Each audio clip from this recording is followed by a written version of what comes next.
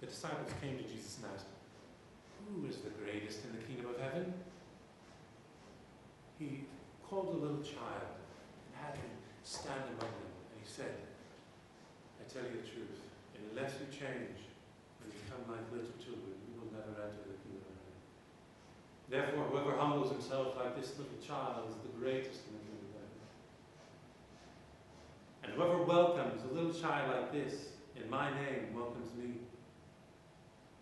But if anyone causes one of these little ones who believes in me to sin, it would be better for him to have a large millstone hung around his neck and to be drowned in the depths of the sea. Woe to the world because of the things that cause people to sin. Such things must come, but woe to the man to whom they come. If your hand or your foot causes you to sin, cut it off and throw it away. It is better for you to enter life maimed or crippled than to have 2 hands or 2 feet and be thrown into eternal fire. And if your right eye causes you to sin, or if your eye causes you to sin, gouge it out and throw it away. It is better for you to enter life with 1 eye than to have 2 eyes and be thrown into the fire of hell. See that you do not look down on one of these little ones. For I tell you that their angels in heaven always see the face of my Father in heaven. What do you think if a man owns 100 sheep and one of them wanders away? Will you not leave the 99 in the hills and go to look for the one that wandered off? And if he finds it, I tell you the truth, he is happier about that 1 sheep than about the 99 that did not wander off. In the same way, your Father in heaven is not willing that any of these little ones should be lost. If your brother sins against you, go and show him his fault, just between the two. If he listens to you, you have won your brother over. But if he will not listen, take 1 or 2 others along, so that every matter may be established by the testimony of 2 or 3 witnesses.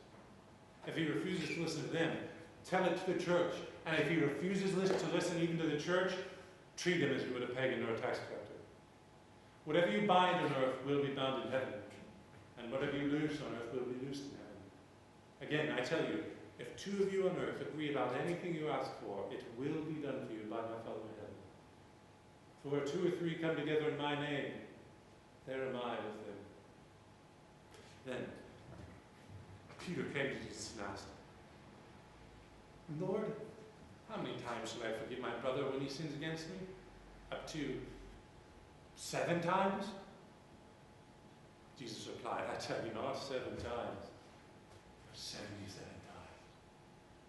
Therefore the kingdom of heaven is like a king who wanted to settle accounts with his servants. As he began the settlement, a man who owed him 10,000 talents was brought in. Since he was not able to pay, the master ordered that he and his wife and his children and all that he had be sold to repay the debt. The servant fell on his knees before him. "Be patient with me," he begged, "and I'll pay back everything." The servant's master took pity on him, canceled the debt, and let him go. But when that servant went out, he found one of his fellow servants who owed him 100 denarii. He grabbed him and began to choke him. "Pay back what you owe me," he demanded. His fellow servant fell to his knees and begged him, "Be patient with me, I will pay you back." But he refused. Instead, he went off and had the man thrown into prison until he could repay the debt. When the other servants saw what had happened, they were greatly distressed. And they went and told their master everything that had happened. Then the master called the servant in. "You wicked servant," he said, "I cancelled all that debt of yours because you begged me to. Shouldn't you have had mercy on your fellow servant just as I had on you?" In anger, his master turned him over to the jailers to be tortured until he should pay back all he owed. This is how my Father will treat each of you unless you forgive a brother